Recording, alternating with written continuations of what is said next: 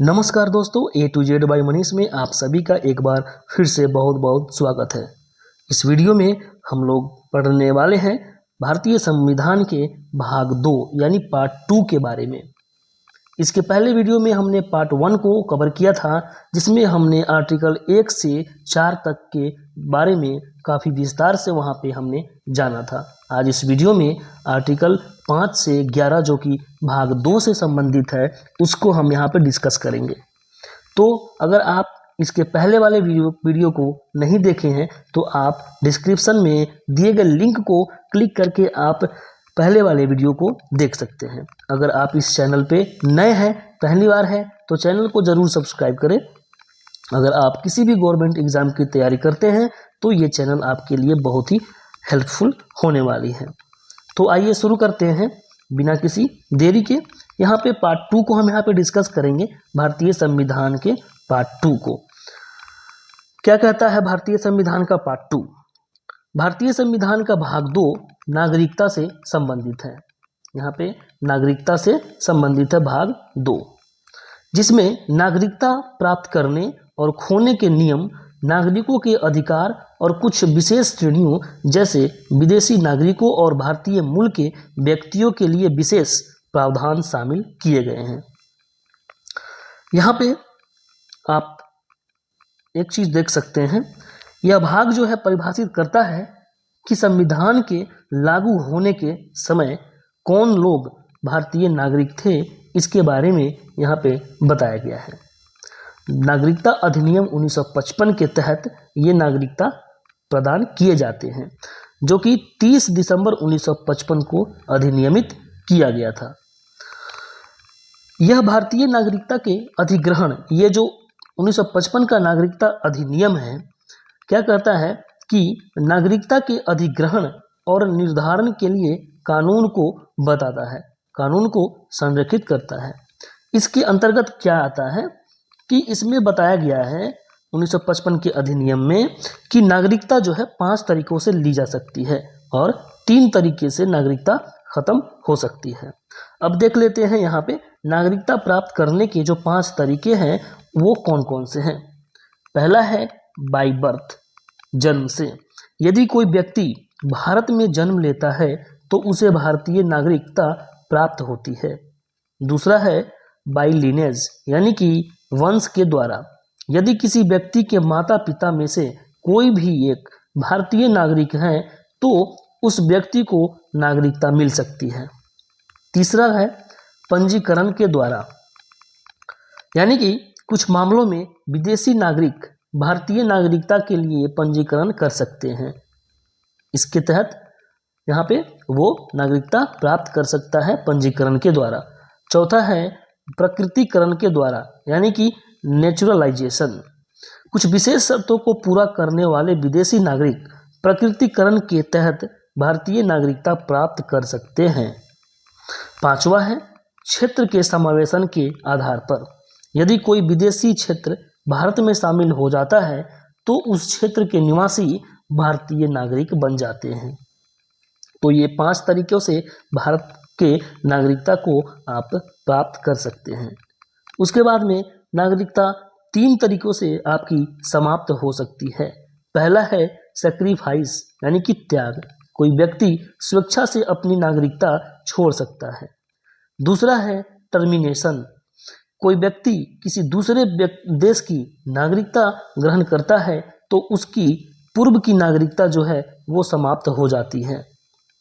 यानी कि अगर आप किसी दूसरे देश की नागरिकता ग्रहण करते हैं तो आपकी जो भारत की नागरिकता है वह स्वतः ही समाप्त हो जाएगी। और तीसरा है सरकार के द्वारा, यानी कि डिप्राइवेशन के द्वारा वंचित करके सरकार किसी भी व्यक्ति की नागरिकता छीन सकती है यदि उसने नागरिकता धोखाधड़ी से प्राप्त की हो या यदि वह संविधान के प्रति निष्ठाहीनता दिखाता है। यानी कि संविधान के प्रति अगर आप निष्ठा नहीं दिखाते हैं तो भी आपकी नागरिकता यहाँ पे सरकार के द्वारा छीनी जा सकती है। इस तरीके से हमने यहाँ पे देखा 5 तरीके से भारत की नागरिकता प्राप्त की जा सकती है और 3 तरीके से नागरिकता यहाँ पे जा सकती है। नागरिकता संशोधन अधिनियम 2019 इसे हम यहाँ पे एक बार देख लेते हैं। CAA यानी कि सिटीजनशिप अमेंडमेंट एक्ट, जो कि एक नागरिकता संशोधन अधिनियम है, भारत का एक कानून है जो 2019 में पारित हुआ। इसका उद्देश्य क्या था? पाकिस्तान, अफगानिस्तान और बांग्लादेश से आए हिंदू, सिख, बौद्ध, जैन, पारसी और ईसाई शरणार्थियों को भारतीय नागरिकता प्रदान करना। इस अधिनियम के द्वारा संशोधन नागरिकता अधिनियम 1955 की धारा 2(1) के बी में एक क्लॉज जोड़ा गया। इसमें कहा गया कि निम्नलिखित श्रेणियों के अंतर्गत आने वाले व्यक्तियों को इस अधिनियम के प्रयोजनों के लिए अवैध प्रवासी नहीं माना जाएगा, यानी अफगानिस्तान, बांग्लादेश या पाकिस्तान से हिंदू, सिख, बौद्ध, जैन, पारसी या ईसाई समुदाय से संबंधित कोई भी व्यक्ति जिसने 31 दिसंबर 2014 को या उससे पहले भारत में प्रवेश किया हो, नागरिकता के लिए अप्लाई कर सकता है। इसका उद्देश्य क्या था? CAA का मुख्य उद्देश्य ये था कि इन तीनों देशों में धार्मिक उत्पीड़न के कारण इन तीनों देशों से आए इन 6 समुदाय के लोगों को भारतीय नागरिकता देना था, धार्मिक उत्पीड़न के कारण। तो अब हम बढ़ते हैं अनुच्छेद की तरफ। इस भाग 2 में कौन कौन से आर्टिकल हैं? 5 से 11 तक आर्टिकल है, जिसमें हम यहाँ पे एक एक करके सारे आर्टिकल को देखेंगे। लेकिन उससे पहले एक बार हम नागरिक और नागरिकता में अंतर देख लेते हैं। नागरिक किसे कहते हैं और नागरिकता किसे कहते हैं? नागरिक ऐसा व्यक्ति जो किसी क्षेत्र से संबंधित है और उस क्षेत्र पर अपने अधिकारों का प्रयोग करने की शक्ति रखता है, उसे नागरिक कहा जाता है। नागरिक अपने देश के कानून से बंधे होते हैं और किसी भी राज्य के पूर्ण सदस्य माने जाते हैं। तो ये नागरिक हो गया। और नागरिकता क्या है? जब कोई देश अपने मूल निवासियों यानी नागरिकों को कुछ खास अधिकार देता है, इस अधिकार को ही नागरिकता कहा जाता है। भारत में नागरिकता एकल नागरिकता है, यानी हम केवल भारत के नागरिक हैं, किसी राज्य के नहीं। जैसे अगर आप किसी अन्य राज्य से हैं, मान लेते हैं आप बिहार से हैं, तो ऐसा नहीं है कि आपके पास में बिहार का भी नागरिकता हो और भारत का भी अलग से नागरिकता हो, ऐसा नहीं है। ये सिर्फ आपके पास में भारत का ही नागरिकता होगा, आप सिर्फ और सिर्फ भारत के निवासी हैं। और ये एकल नागरिकता का जो प्रावधान है, ये ब्रिटेन से लिया गया है, तो यहाँ पे ध्यान रखेंगे। अब हम बढ़ते हैं आर्टिकल की तरफ। अनुच्छेद 5, प्रारंभ में दी गई नागरिकता, अर्थात जब संविधान बना तो सभी लोगों को नागरिकता दी गई जो उस समय भारत में थे।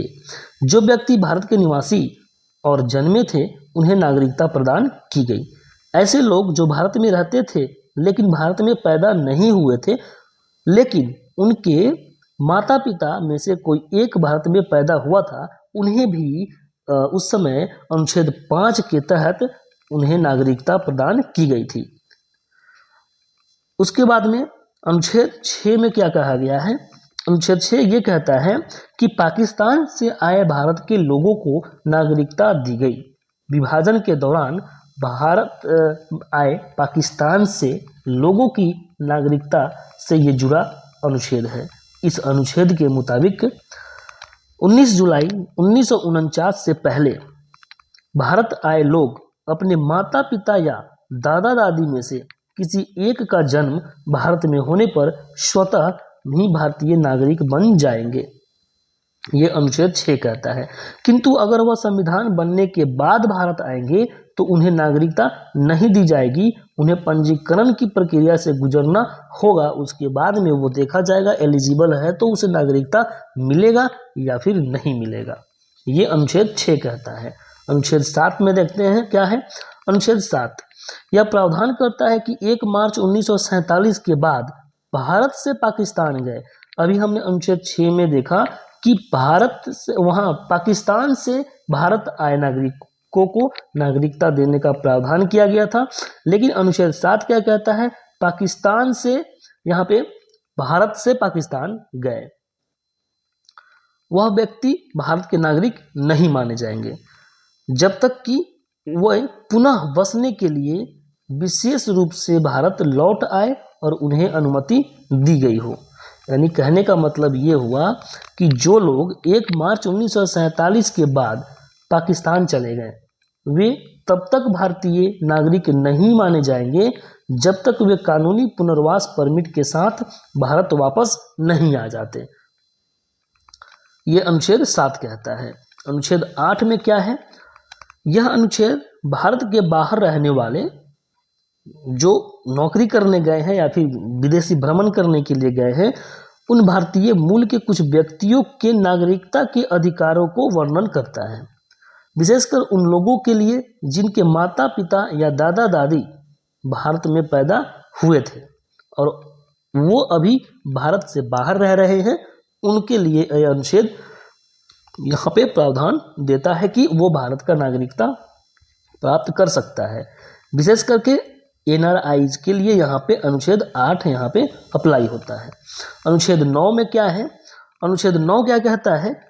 उस व्यक्ति की नागरिकता पर रोक लगाकर भारत में एकल नागरिकता की अवधारणा की पुष्टि करता है।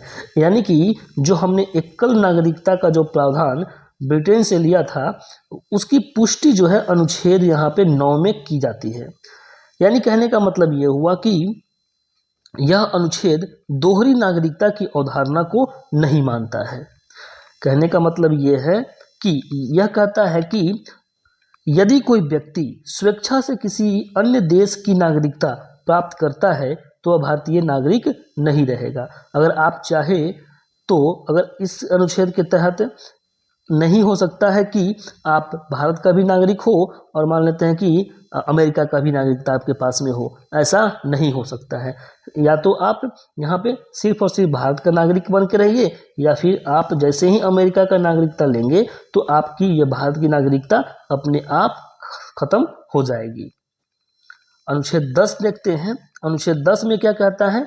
यह सुनिश्चित करता है कि संविधान के पिछले प्रावधानों के तहत जिन व्यक्तियों को भारतीय नागरिक के रूप में मान्यता दी गई थी उन्हें संसद द्वारा पारित कानूनों के अधीन नागरिक माना जाता रहेगा। यानी अनुच्छेद 5, 6, 7, 8, 9 इन सारे अनुच्छेद के तहत जिन जिन को यहाँ पे भारतीय नागरिक माना गया है संसद द्वारा बनाए गए कानून वो उनके अधीन कानून के वो अधीन रहेंगे। यह संविधान के तहत दिए गए नागरिकता अधिकारों की निरंतर वैधता की गारंटी देता है। यानी कि अनुच्छेद 10 मुख्य रूप से ये कहता है कि आप भारत के नागरिक हैं और आपके पास में क्या क्या शक्ति है ये आपको ये गारंटी देता है। अनुच्छेद 10। अनुच्छेद 11 क्या कहता है जो कि इस भाग का अंतिम अनुच्छेद है? यह अनुच्छेद भारत की संसद को नागरिकता अधिनियम अधिग्रहण करने या समाप्ति करने के संबंध में कानून बनाने का अधिकार प्रदान करता है। यानी कि आप अभी हमने स्टार्टिंग में देखा था कि 5 तरीके से नागरिकता ली जा सकती है और 3 तरीके से नागरिकता समाप्त हो सकती है। तो इन सारे विषयों पे कानून जो बनाता है अनुच्छेद 11 के तहत में संसद इस पे कानून बनाने का अधिकार उसको दिया गया है। तो इस तरीके से हमने भाग 2 के सारे अनुच्छेद को यहाँ पे डिस्कस किया हमने। उम्मीद है आपको ये वीडियो अच्छी लगी होगी। तो मिलते हैं अगली वीडियो में, तब तक के लिए जय हिंद।